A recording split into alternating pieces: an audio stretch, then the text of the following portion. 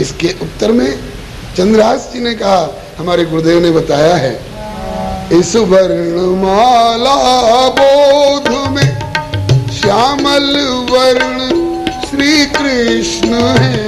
इस वर्णमाला बोध में श्यामल वर्ण श्री कृष्ण है।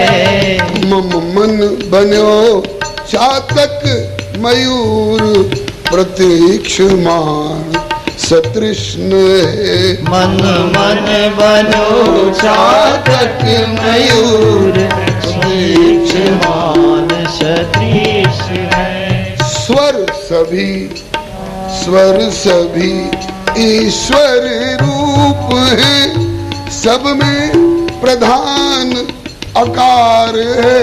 स्वर सभी ईश्वर रूप है, सब में प्रधान आकार है। 36 व्यंजन माही ब्रह्म रखार जीव मकार है। 36 व्यंजन माही ब्रह्म रकार जीव मकार है। जो प्रणव एकाक्षर है ओंकार, इसमें 3 है। जो प्रणव एकाक्षर है ओंकार, इसमें 3 है।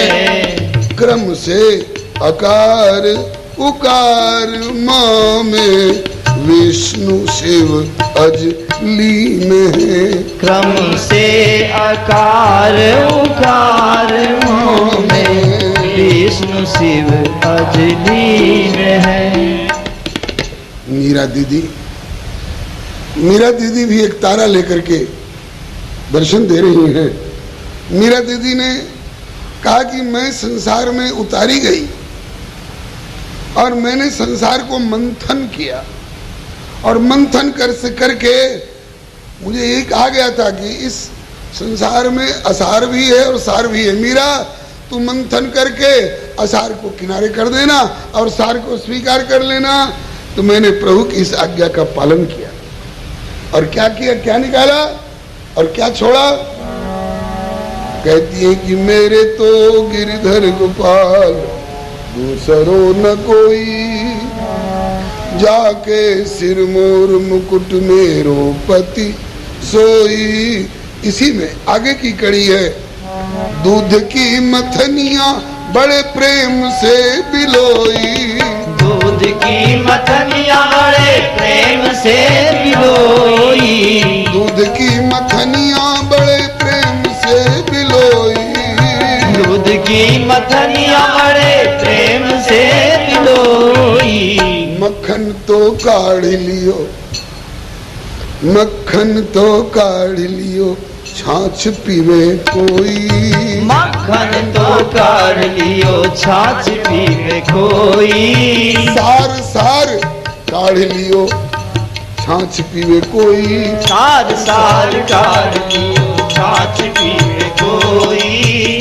क्या सार निकाला मीरा जी, आपने सार क्या निकाला? बोले मार्ग में तारण मिले संत राम दोई। मार्ग में तारक मिले संत राम दोई। मार्ग में तारण मिले संत राम दोई। मार्ग में तारण मिले संत राम दोई। हमने इन्हीं दोनों को सार समझ करके अपना लिया। किसको कहाँ रखा? बोले मार्ग में तारण मिले संत राम दोई। मार्ग में तारण मिले संत राम दोई। संत सदा शीस ऊपर राम हृदय होई। संत सदा शीस ऊपर राम हृदय होई। संत सदा शीस ऊपर, संतों का स्थान यहाँ है और राम जी का बोले यहाँ। संत सदा शीस ऊपर राम हृदय होई। संत सदा शीस ऊपर राम हृदय होई। मेरे तो गिरधर गोपाल दूसरो न कोई। मेरे तो गिरधर गोपाल पार दूसरो न कोई। कहा कि मंथन करी पय तक्र तजी लह नवनीत अहीर, लह नवनीत अहीर लहे जिम मधुमाखी, तैसे ही गहिए सार सकल ग्रंथन रस चाखी। साधन सोधन मिले लगे जब राम नाम मन, योगानंद निहारु नयन सच्चिदानंद घन। हंस सार ग्राही, हंस सार ग्राही ग्रहत क्षीर तजत सब नीर। ऐसे ही मंथन करे पय तक्र तजी लह नवनीत अहीर। गुरु जी ने जो कुछ कहा उसमें सब में सार प्रभु, प्रभु का नाम, रूप, लीला, धाम, चरित्र, गुणगण, इसको सार बताया चंद्रहास ने और कहा कि ये सब पढ़ाइए तब तो खूब पढ़ूंगा गुरुजी। अच्युतम केशवम राम नारायणम, अच्युतम केशवम राम नारायणम, कृष्ण दामोदरम वासुदेवम हरिम, कृष्ण दामोदरम वासुदेवम हरिम, श्रीधरम माधवम गोपिका वल्लभम, श्रीधरम माधवम गोपिका वल्लभम, जानकी नायकम रामचंद्रम भजे, जानकी नायकम रामचंद्रम भजे। गुरुदेव ये सब पढ़ाइए तो खूब पढ़ूंगा।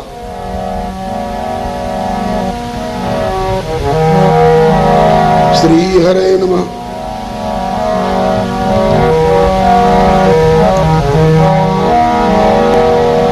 यस्मिन्निदं यतश्चेदं येनेदं यैदं स्वयं, योऽस्मात् परस्माच्च परस्तं प्रपद्ये स्वयं भुवम्।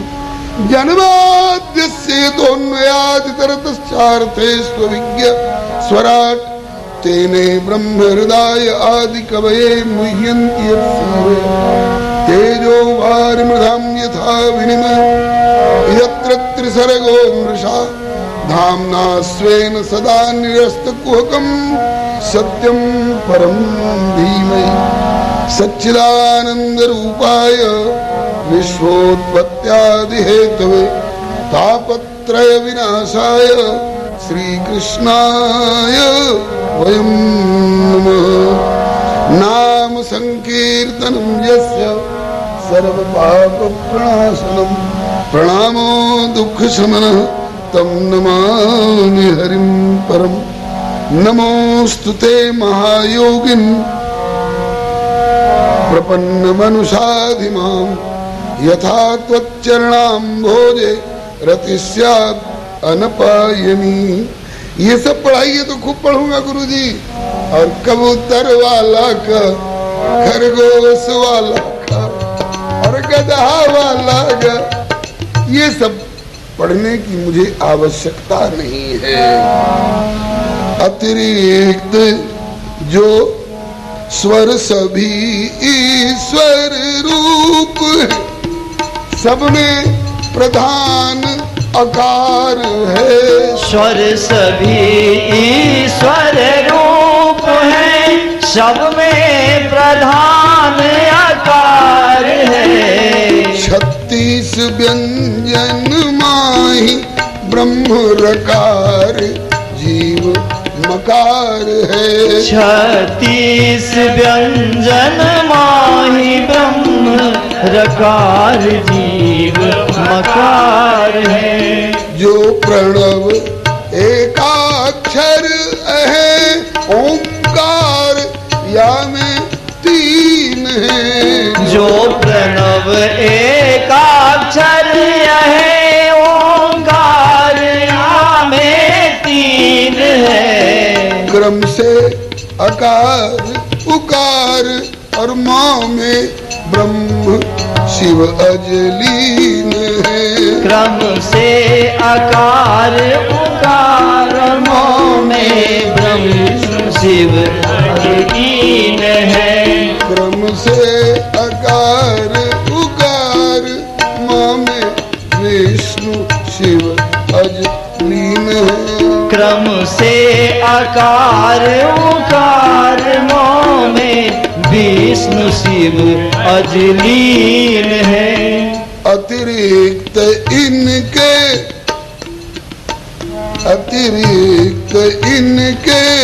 कुछ नहीं पढ़ना मुझे स्वीकार है।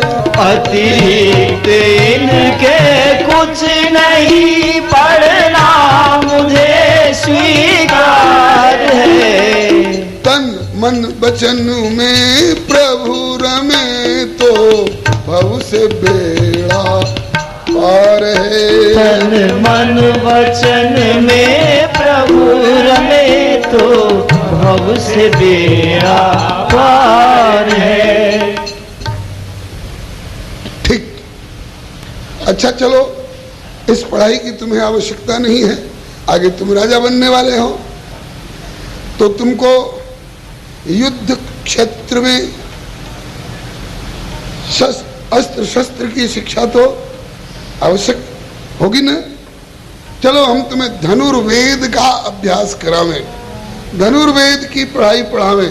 कहा कि गुरुजी पढ़ूंगा, धनुर्वेद की भी पढ़ाई पढ़ूंगा, लेकिन मेरा धनुष लकड़ी वाला नहीं होगा और तात की डोरी वाला नहीं होगा और उस पर लोहे की फली वाला बाण नहीं होगा और हमारा लक्ष्य तीतर बटेर सूकर और सिंह खरगोश और हिरण इत्यादि हमारे लक्ष्य नहीं होंगे।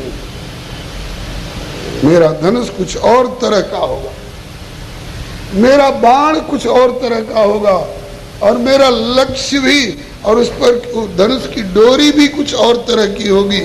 बता बेटा, कैसा धनुष, कैसी प्रत्यंचा, कैसा बाण और कैसा लक्ष्य वाला धनुर्वेद तू सीखना चाहता है? बोले कि हरि नाम गुण के धनुष पर, हरि नाम का तो धनुष बनाऊंगा और हरि के सौशल्य वात्सल्य कारुण्य सौहार्द ऐश्वर्य माधुर्य अखंड ज्ञान अखंड वैराग्य इत्यादि जो गुण हैं भगवत्ता के, इन गुणों की रस्सी बनाऊंगा, डोरी प्रत्यंचा। संस्कृत में गुण रस्सी को भी कहा जाता है, डोरी को भी। कहते हैं कि मेरे धनुष का जो काष्ठ वाला भाग होगा वो हरि नाम होगा और उस पर जो डोरी वाला जो प्रत्यंचा वाला भाग होगा हरि के गुण होंगे।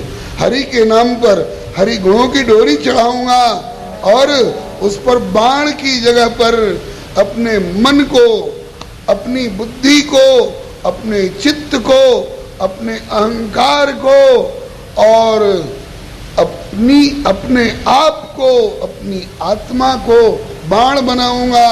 और मेरा लक्ष्य क्या होगा? कहां तक बाण फेंकोगे? बोले हरि नाम गुण के धनुष पर मन प्राण शर संधान कर। हरि नाम गुण के धनुष पर मन प्राण शर संधान कर। परमात्मा को लक्ष्य कर जो छोड़ता नित पान कर। परमात्मा को लक्ष्य कर जो छोड़ता नित पान कर। उपनिषद का एक वाक्य है, प्रणवो धनु। प्रणव प्रभु का नाम है, प्रभु का तस्य वाचक प्रणव। ओम, इसमें अ उ म तीन पहले बताए गए। तो प्रणवो धनु, प्रभु का नामात्मक जो तस्य वाचक प्रणव, उसका तो धनुष बनाऊंगा। और सरोही आत्मा, मैं अपने आप को बाण बनाऊंगा, अपनी आत्मा को बाण बनाऊंगा। और लक्ष्य बोले ब्रह्म तल लक्ष्य मुच्यते, परमात्मा ही लक्ष्य होगा। बाण को लक्ष्य तक पहुंचाना, परमात्मा तक मन को पहुंचाना, वाणी को, चित्त को, अहंकार को, बुद्धि को, अपनी आत्मा को वहां तक पहुंचाना, ये हमारा धनुर्वेद है। प्रणवो धनुषरो ही आत्मा ब्रह्म तल्लक्ष्य मुच्यते। लेकिन अप्रमत्तेन वेद्धव्यम, प्रमाद रहित होकर के आप ऐसा अभ्यास करिएगा तो अप्रमत्तेन वेद्धव्यम शरवत तन्मयो भवेत्, ये हमारा धनुर्वेद है। बालक चंद्रहास ने कहा, हरिनाम गुण के धनुष पर मन प्राण सर संधान कर, परमात्मा को लक्ष्य कर, जो छोड़ता नित तान कर, पाता वही निज लक्ष्य को, वह सही तीरंदाज है। पाता वही निज लक्ष्य को, वह सही तीरंदाज है। मन अनंत क्यों भटके हमारा प्रभु गरीब निवाज है। मन अनंत क्यों भटके हमारा प्रभु गरीब निवाज है। गुरु जी समझ गए, यह है तो उत्तम संस्कार वाला बालक, लेकिन यह विद्यालय वाली व्यवहार की पढ़ाई पढ़ना पसंद नहीं करता, इसको परमार्थ ही परमार्थ सूझ रहा है। तो गुरुजी ने कहा, अच्छा बेटा आज अनध्याय, छुट्टी, आज की पढ़ाई बस। और सीधे पहुंच गए गुरुजी राजा कुलिंद के पास, महारानी मेधावती के पास। बोले महाराज बालक तो बहुत बढ़िया लाए, उत्तमोत्तम संस्कार है, लेकिन यह वेदांती साधु सन्यासी बनने लायक है, ये राजा बनने लायक नहीं है। राजोचित शिक्षा देता हूं तो उसे पढ़ना चाहता ही नहीं है। अगर आप कहिए तो मैं थोड़ा छड़ी का प्रयोग करूं, मारपीट करके, और आप की व्यवहार वाली पढ़ाई पर उसको उतारूं। कुलिंद राजा मन ही मन बहुत प्रसन्न हुए, पूछा कि ऐसी क्या बात है उसमें, और आप में ऐसा क्या क्या फर्क पड़ा है गुरुजी, थोड़ा बताइए। तो जब बताए तो बेटे को बुला करके और हृदय से लगाया, कहा कि चंद्रहास बेटा, तुम्हारे जैसा पुत्र पाकर मैं धन्य हुआ। गुरुजी से कहा कि नहीं, छड़ी का प्रयोग इस उत्तम संस्कारी पुत्र पर करने की आवश्यकता नहीं है, छड़ी का प्रयोग करने की आवश्यकता नहीं है, पड़ जाएगा। उत्तम विद्या का संस्कार इसमें भरा हुआ है, प्रकट होगा। बिना विद्यालय की पढ़ाई पढ़े ये पढ़ जाएगा। हाँ, जिस गुरु नारद जी की कृपा और जिस प्रभु सर्वेश्वर श्री कृष्ण के चरणों में यह समर्पित है, उसकी कृपा के आगे कुछ भी असंभव नहीं है। श्री कबीर बाबा का नाम आपने सुना होगा, यहां से दूसरे नंबर पर चित्र है इनका। श्री कबीर बाबा ने अपने संबंध में कहा है कि मैं एक ऐसा व्यक्ति हूं मेरे प्यारे बंधुओं, जो कि मसी माने स्याही, कागज और कलम, मसी कागज छुयो नहीं और कबहू कलम गही नहीं हाथ। लेकिन आज उसी कबीर की वाणी ग्रेजुएशन के बाद अब एमए की पढ़ाई पढ़ेंगे तो एमए में केंद्रित होकर पढ़ना होगा। किसको पढ़ना पसंद करोगे, सूर को कि तुलसी को? एक संत प्रवर, विद्वत वरेण्य संत प्रवर श्री वृंदावन के श्री अतुल कृष्ण गोस्वामी जी, श्री कृष्ण चैतन्याश्रय तीर्थ जी महाराज की श्रीमुख वाणी है, कानों से सुनी, कमरे में नहीं, बारे आम में, मंच पर से। मैं जब एमए में पढ़ने की बात आई तो मैंने उत्साह के मारे कबीर को चुना। एडमिशन हो गया। जब क्लास में गया तो पता चला कि कबीर को स्वयं पढ़ करके समझ चुका हो वही न पढ़ाएगा। बोले कबीर को पढ़ाने वाला इस विश्वविद्यालय में कोई है ही नहीं। तब अंत में लाचार यानी तुलसी को या सूर को ग्रहण करना पड़ा। कबीर को समझने वाला कोई विद्यार्थी की कौन कहे, कोई प्राध्यापक और प्राचार्य भी अपने को सक्षम नहीं मान रहे हैं। किस कबीर की वाणी? जिस कबीर ने कहा कि मसी कागज छुयो नहीं और कलम गही नहीं हाथ। श्रीमद् भागवत के ऐसे ऐसे श्लोकों का जिसमें अर्थ लगाने में बड़े बड़े पंडित विद्यावताम भागवते परीक्षा, और उस श्लोक का इतना सरल अर्थ श्री कबीर जी ने कर दिया है अपनी लोक भाषा में कि चकित रह जाते हैं कि वो व्यक्ति जिसने कि कागज कलम दवात और स्याही का स्पर्श नहीं किया, विद्यालय का मुख नहीं देखा, और वो श्रीमद् भागवत का इतना बढ़िया श्री हरे नमः आनुपूर्विक अर्थ कर रहे हैं।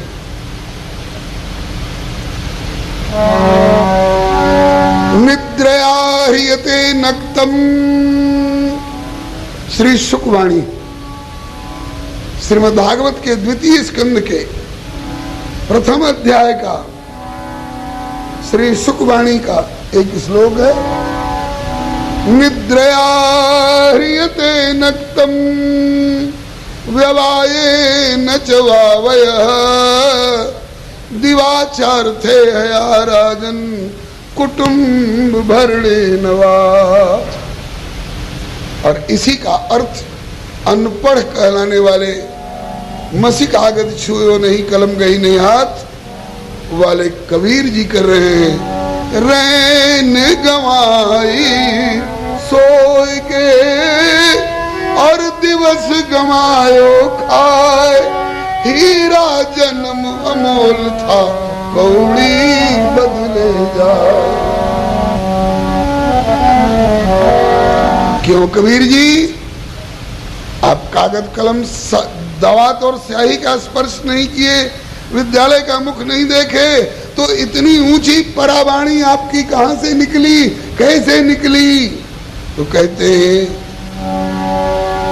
कि मसी कागज छुयो नहीं और कलम गहियो नहीं हाथ, फिर भी मेरे मुख ते जो कहो सो कहो जानकी नाथ।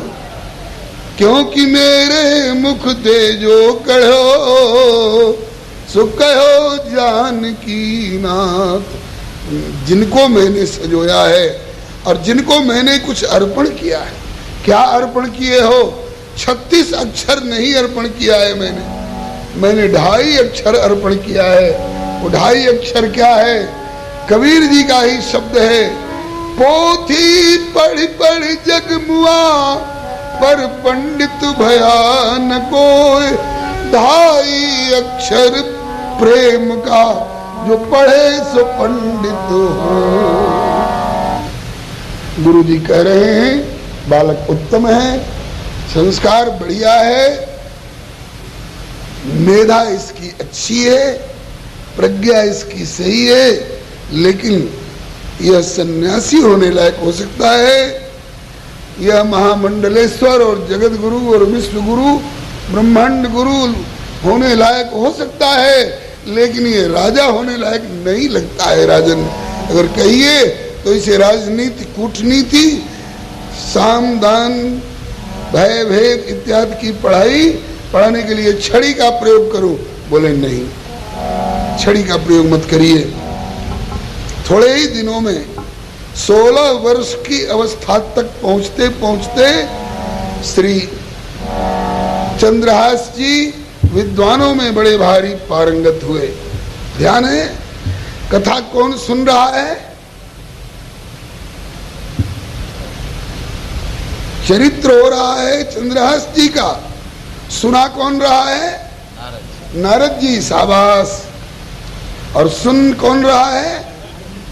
अर्जुन और श्री कृष्ण।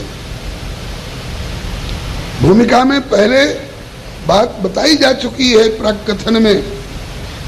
चरित्र चंद्रहास जी का गायन हो रहा है, सुनाने वाले श्री नारद जी हैं और सुनने वाले श्री कृष्ण और अर्जुन हैं।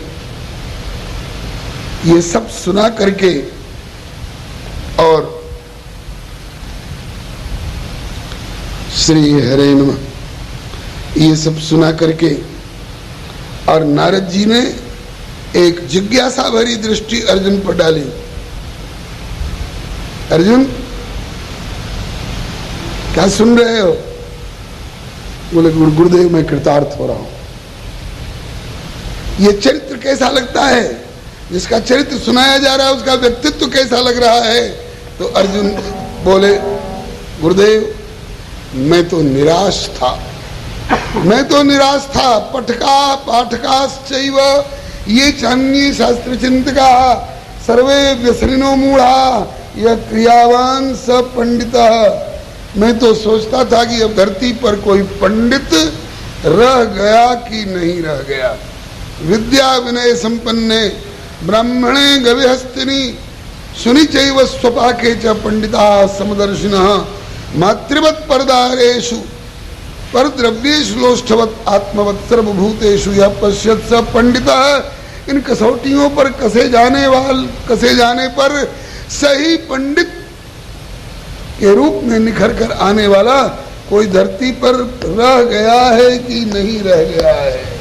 मैं ये सोचता था और सोचते सोचते 2-4 जगह ध्यान जाता तो था, लेकिन महाभारत का युद्ध समाप्त हो चुका है, इसलिए लगता है कि जो रहे सहे थे वो अब रहे नहीं। कौन कहाँ है? बोले कि लंक विभीषण,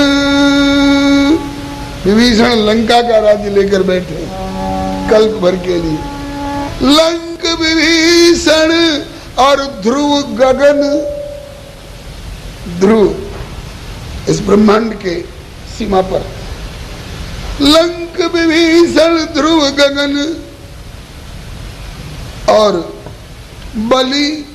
बलि पहुंचे पाताल। वामन भगवान को संतुष्ट करने वाले भक्तराज बलि पहुंचे पाताल और भीष्म विदुर जी बोले ये तो स्वर्ग गए, अब भूमि शून्य यही काल।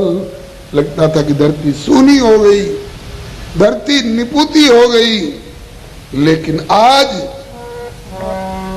चंद्रहास को चरित सुनी अब आयो विश्वास।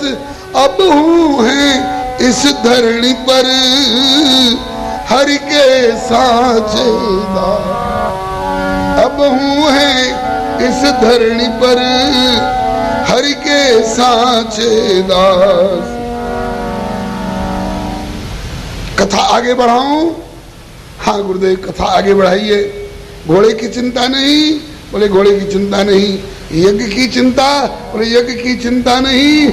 अब तो केवल चंद्रहास के चरित्र का चिंतन मात्र भीतर शेष है।